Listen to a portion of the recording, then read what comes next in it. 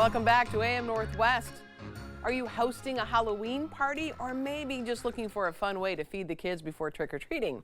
Here to share some fun ideas to build a Halloween party board, we welcome back the author of Preserving the Seasons, Holly Capelle. Great to see you again. Thank you. I have to tell everybody, remind them, your book is beautiful. It really is gorgeous. Thank you. You have a kind of a tradition where all your kids get together and just have fun at your house and eat a lot, right? Yes, and we eat a lot. We love to celebrate. Any reason to celebrate is fun. And actually, we kind of keep the Halloween spirit going all month long with just little things here and there. I'm not trying to reinvent the wheel. I'm trying to do really simple things that just make them feel like it's special. We're in October. Yeah, I love it. Let's start with this party board here and tell me what we have and how, because it's really fun.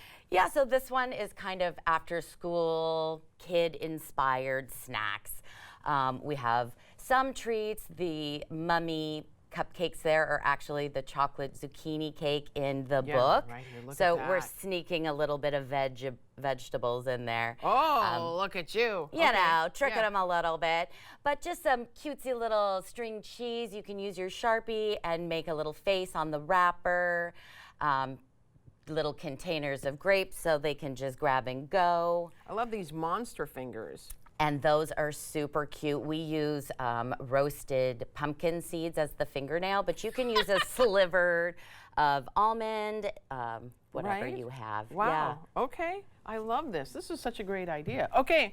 Yep. What do we have on? So now we're moving on to a more refined party, the cheese board, if you will. Who doesn't love a cheese board? Who doesn't love a cheese board?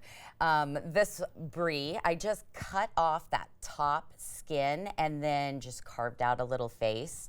And what do you have on the inside? I spread in some of our black pepper plum, say that 5 times fast, jam that's also in the cookbook, and spread that on there. It's so good with cheese.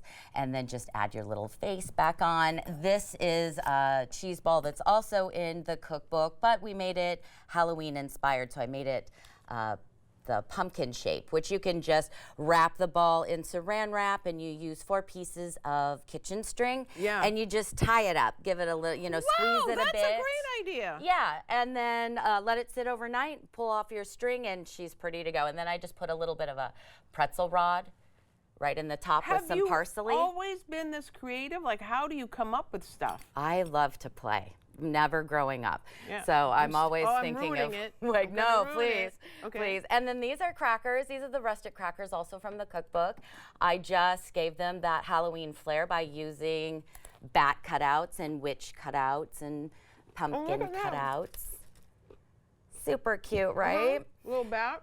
A little quick pickled asparagus, which also is in the book. Quick pickling always adds a nice bite to your tray. Oh, look at the coffin. The coffin, the spooky blue cheese coffin. And then the roses you can do with the salami. I've got instructions on how to make these cute little cucumber bases in the book. And then the salami, you just take like 10 pieces or so and use a wine glass and just place them over the wine glass, and then just keep overlapping until the hole almost disappears.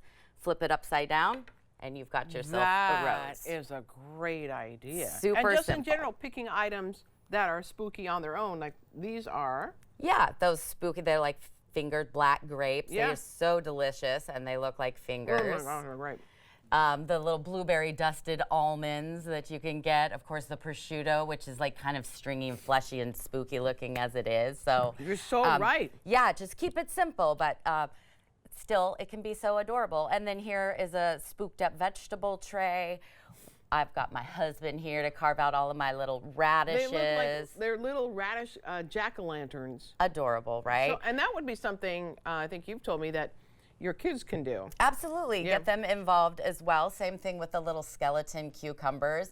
You're just going to, cut the sides here.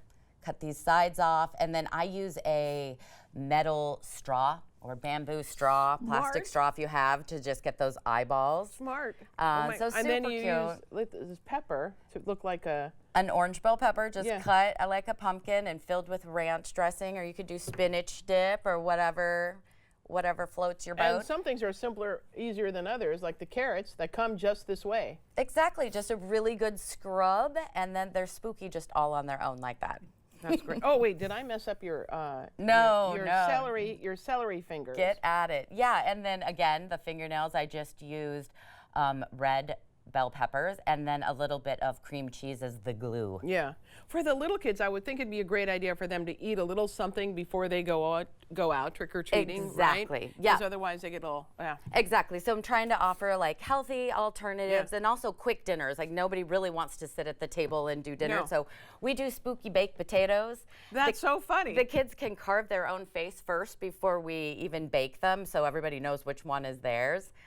So it's a So cute you do little it when craft. before they're cooked, you have them carve it out. Yep, give it a good scrub and then just carve out your face, whatever you want. And Yeah. then I just bake them at 425 for about 45 minutes or so till they're soft. And And then you can they fill it with shrivel whatever. up a little bit Oh. and get extra spooky. They're very Wow. cool. Okay, we want to take a look at your pantry because your pantry is incredible. You are so, Holly, you are so organized. I don't know anybody God help like me. you. I don't know anybody like you. But tell me about that pantry. Does it look like that right now?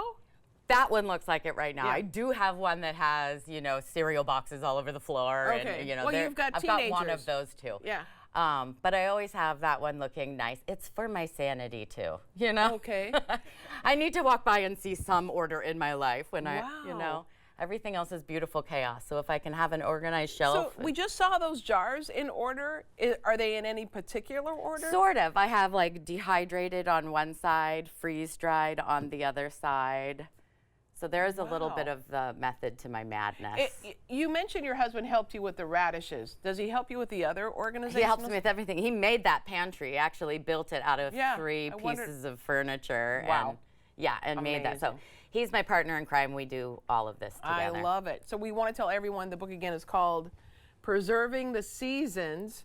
Holly, thank you so much. Oh, thanks for having Holly me back. Capelle, everyone. We'll be right back with more AM Northwest. Don't go away.